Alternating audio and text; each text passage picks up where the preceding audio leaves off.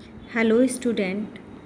आज मैं आपको इससे पहले आपको मैं 11वीं के क्लास के इंट्रोडक्टरी एक वीडियो आपको भेज चुकी हैं जिसमें आप सिलेबस समझ चुके होंगे। और आज मैं आपको आपका फर्स्ट चैप्टर समय की शुरुआत से स्टार्ट कर रही हूँ। और इसमें मैं आपको 2-3 चीज़ें स्पष्ट कर देना चाहती हूँ, जैसे कि जीवाश्म है। जीवाश्म पत्थरों के बीच जीव के वो अंश जो कालांतर तक पड़े रहते हैं और वो बाद में उनको आर्कियोलॉजिस्ट द्वारा या साइंटिस्ट द्वारा अपने खोजों के लिए प्रयोग में किया जाता है, वो जीवाश्म होते हैं। एक आपके इसमें प्रजाति दी गई हैं। प्रजातियाँ अलग अलग तरह की प्रजातियाँ अलग होती हैं और पेड़ पौधों की अलग प्रजाति होती है, जीव जंतुओं की अलग प्रजातियाँ होती हैं और उन प्रजातियों के आधार पर ही आपका डिसाइड होता है और वो एक क्रमिक विकास बहुत लंबे टाइम तक चलता रहता है। आपकी कार्बन डेटिंग पद्धति के द्वारा आप जैसे अपनी इसमें एक पिक्चर देख रहे हैं और ये जीवाश्म को प्राप्त करने का एक तरीका है। किस तरीके से एक आर्कियोलॉजिस्ट पत्थर के बीच से जीवों के अंशों को निकाल कर उससे प्रयास कर रहा है कि उसके काल का निर्धारण कर सके कि वो कब प्राप्त हुआ था। और हम इसको कैसे पता लगाते हैं? कार्बन डेटिंग से और यूरेनियम लीड डेटिंग से। कार्बन 14 पुरानी पद्धतियों में आती है, जिसमें ये माना जाता है कि प्रत्येक जीव, प्रत्येक प्राणी कार्बन रेडियोएक्टिव पदार्थ छोड़ता है। एक रेडियो कार्बन पदार्थ एक लंबे समय तक छोड़ता रहता है और उसके कुछ डिफरेंट टाइप के आइसोटॉप्स उसमें होते हैं और उनके रेशों के आधार पर लाखों साल के जीवों के और पेड़ पौधों के अंशों के विषय में भी आर्कियोलॉजिस्ट और साइंटिस्ट पता लगा लेते हैं। पर वर्तमान में यूरेनियम लीड डेटिंग का प्रयोग किया जाता है, जो कार्बन डेटिंग से भी ज़्यादा शुद्ध और ज़्यादा टेक्निकली सही तरीका है पुरानी चीज़ों को प्राप्त करने का। अब आपके इसमें ये दिया गया है निएंडरथल मानव का।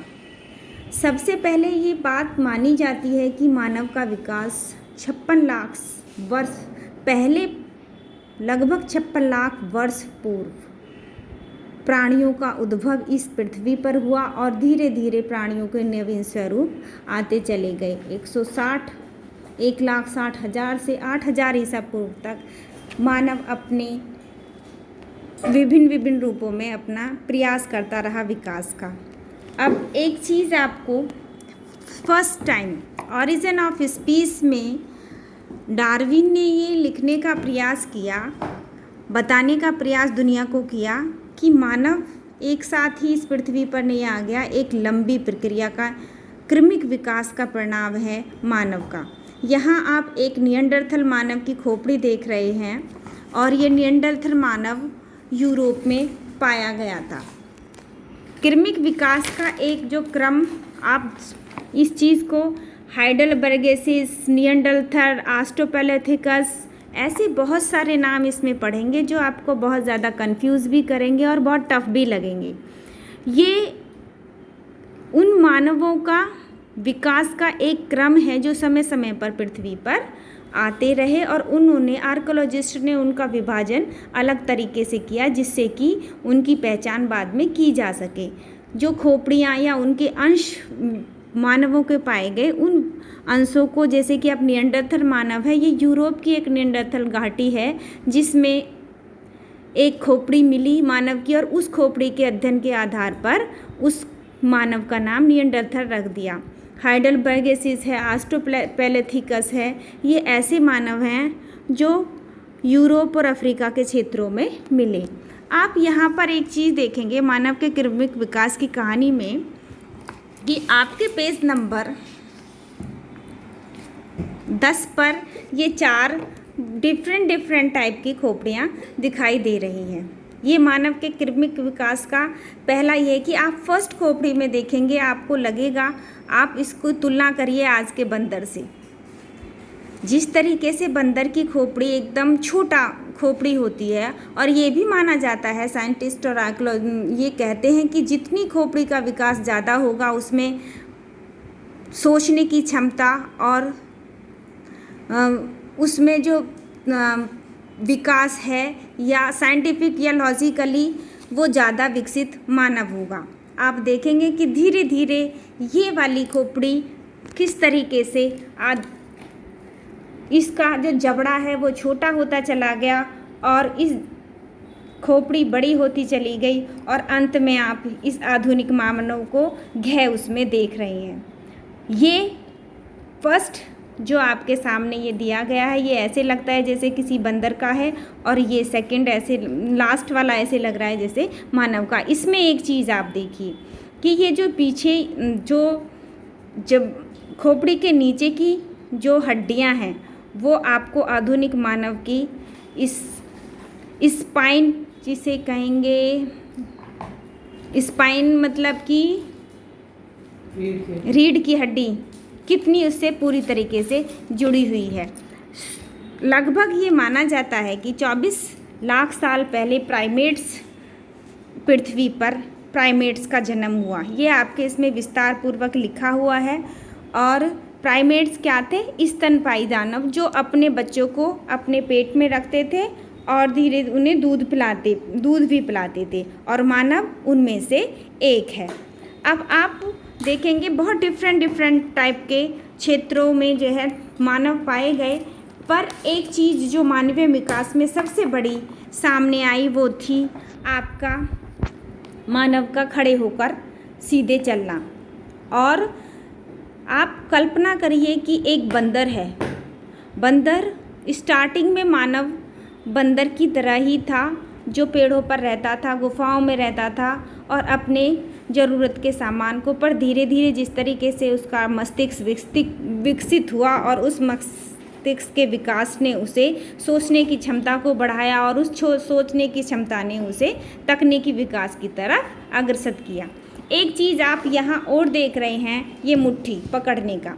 स्टार्टिंग में जो है ये मुट्ठी का, वो ऐसे लगता है जैसे किसी चिंपैंजी की मुट्ठी हो, और ये दूसरा एक पकड़ने का एक अलग तरीके। जब मानव का विकास शुरू हुआ तो पकड़ने की क्षमता भी बढ़ी। आप इसमें कह लीजिए कि लगातार निरंतर प्रयास करने से विकास होता चला गया, और ये मुट्ठी के विकसित होने से, मुट्ठी के खुलने से और हाथों के पंजों के खुलने से चीज़ों को पकड़ना आसान हो गया, और वो मानव छोटी छोटी चीज़ें भी करने लगा। जैसे कि उसने सर्वप्रथम अपने शिकार के लिए हथियार बनाना शुरू किया।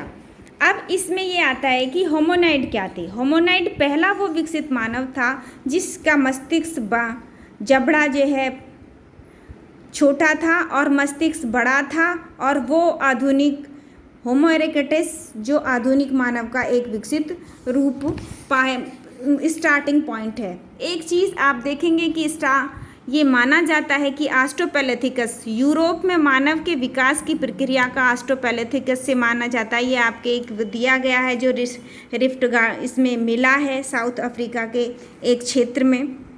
और मनुष्य के विकास की एक क्रमिक प्रक्रिया में एक नया जो सिद्धांत दिया जाता है वो है सकारात्मक प्रतिपुष्टि व्यवस्था। इसका मतलब ये है कि जब मस्तिष्क का आकार बढ़ा और उसकी क्षमता में वृद्धि हुई तो मानव अपनी आँखों से ऑब्जर्वेशन करने लगा, निगरानी करने लगा और भोजन और शिकार की तलाश में दूर दूर तक जाने लगा। जब वो भोजन और शिकार की तलाश में लंबी दूरी तक जाने लगा तो धीरे धीरे उसके से वो सीधे खड़ा होने लगा, और इस खड़ा होने से धीरे धीरे उसके जो रीढ़ की हड्डी है वो सीधी होती चली गई, उसके पंजे जो हैं हाथ के वो खुलते चले गए, और जहाँ मानव पहले 4 पैरों पर चलता था अब 2 पैरों पर चलने लगा। और जब वो 2 पैरों पर चलने लगा तो उसकी ऊर्जा का चलने की आप कल्पना करिए, या फिर आप एक बार प्रयास करके देखिए घर में चारों हाथ और पैरों से चल के। मानव स्टार्टिंग में आदि मानव ऐसे ही चलता था, और आप उस काम को करने का प्रयास कीजिए जो आज में करते हैं। उसमें जब ये अंतर आप पाएंगे तब आपको पता चलेगा कि किस तरीके से रीढ़ की हड्डी ने और मानव की मुट्ठी के खुलने ने या उसकी उंगलियों के ज़्यादा काम करने की स्थिति में उसे कितना लाभ हुआ होगा। और इसी लाभ का परिणाम है कि मानव ने अपने शिकार करने के लिए छोटे छोटे पत्थरों के औजार बनाने स्टार्ट कर दिए। एक चीज़ है कि होमोनाइड और जो प्रारंभिक मानव मानी जाता है, जो पैरों पर खड़ा होना शुरू हो चुका था, जो गुफाओं में रहता था, जो पेड़ों पर अपना निवास स्थान करता था, वो था होमो हैबिलस।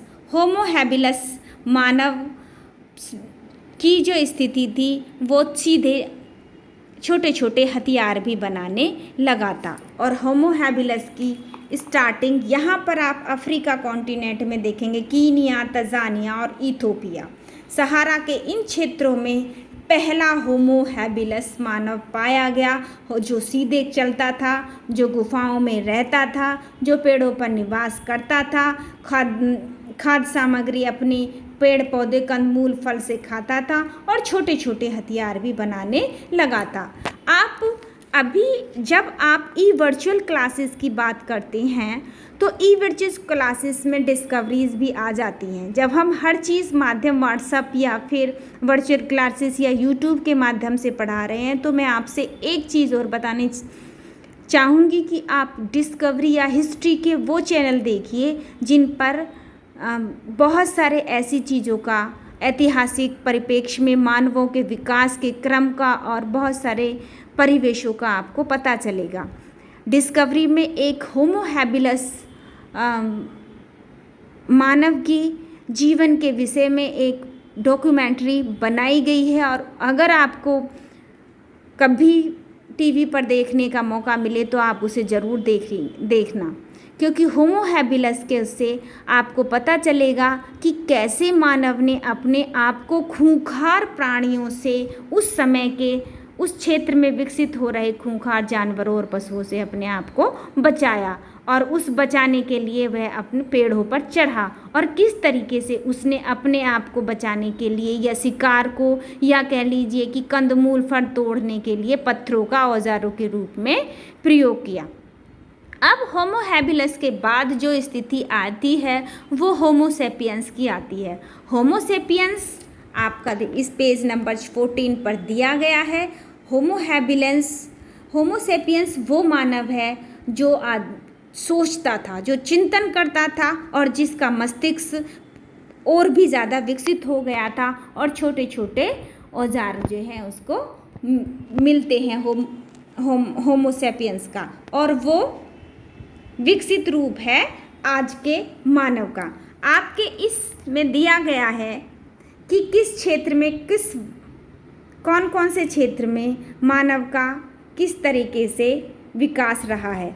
अब आप देखेंगे कि ये जो पिक्चर है सहारा की, और मैंने आपको पहले भी पहली वाली उसमें बताया था कि यहाँ पर जो दक्षिण अफ्रीका का क्षेत्र है, यहाँ पर पहला मानव आपको दिखाई देता है। और इसमें जो आपको पिक्चर्स दी गई हैं कि वो 50 से लेकर 10 लाख वर्ष तक इस क्षेत्र में, अफ्रीका के इस क्षेत्र में मानव रहा, जो ऑस्ट्रोपैलेथिकस और होमो इरेक्टस मानव था। 10 लाख से 40,000 वर्ष पूर्व तक यूरोप के, एशिया और अफ्रीका में होमो इरेक्टस, निएंडरथल, होमो सेपियंस मानव का विकास हुआ। और ऑस्ट्रेलिया जो यहाँ पर है, ये 45,000 वर्ष पूर्व यहाँ पर आधुनिक मानव का शुरुआत हुई ऑस्ट्रेलिया के इस क्षेत्र में। तो विभिन्न क्षेत्रों में, विश्व के बहुत विभिन्न क्षेत्रों में मानवों का विकास अलग अलग तरीके से हुआ है। इस क्रमिक विकास की दूसरी कहानी को हम लेकर आएंगे। आप इन सारे पेजों को पढ़िए और उसमें देखिए कि किस तरीके से मानव जो है अपना आदि मानव छोटे छोटे हथियारों को बनाने लगा, और कौन कौन से स्टार्टिंग के जो नाम दिए गए हैं आर्कोलॉजिस्ट द्वारा, हिस्टोरियंस द्वारा कि ये ऑस्ट्रोपेलेथिकस है, ये होमो हैबिलस है, ये हाइडेलबर्गेसिस है, और भी बहुत सारे ऐसे मानवों की खोपड़ी विभिन्न विभिन्न क्षेत्रों में विश्व के में पाई गई है और उन पर अध्ययन अभी भी किए जा रहे हैं कि वो कहाँ पर कितने वर्ष रहता था और उनकी क्या क्या विशेषताएं थी। इस विषय में हम आगे किस तरीके से मानव के विकास का क्रम विकास का क्रम आगे बढ़ता है, इसको हम नेक्स्ट वीडियो में बताएंगे। अभी फ़िलहाल आप 1 लाख या 50 लाख वर्ष से पूर्व 40,000 तक के होमो सेपियंस तक के मानव के इस इतिहास को पढ़िए और अपनी इस किताब को एक बार चेक कीजिए, उसे पढ़िए और इस वीडियो को देखिए और इन खोपड़ियों से आप पता लगाइए और वर्तमान में चिंपैंजी और वानरों से इनकी तुलना कीजिए। नेक्स्ट वीडियो में मैं आपको नेक्स्ट विकास की एक नया थ्योरी बताऊंगी जो आर्कोलॉजिस्ट द्वारा दी गई है कि विभिन्न क्षेत्रों में मानव किस तरीके से अपनी विकास के नए प्रतिरूप में आया।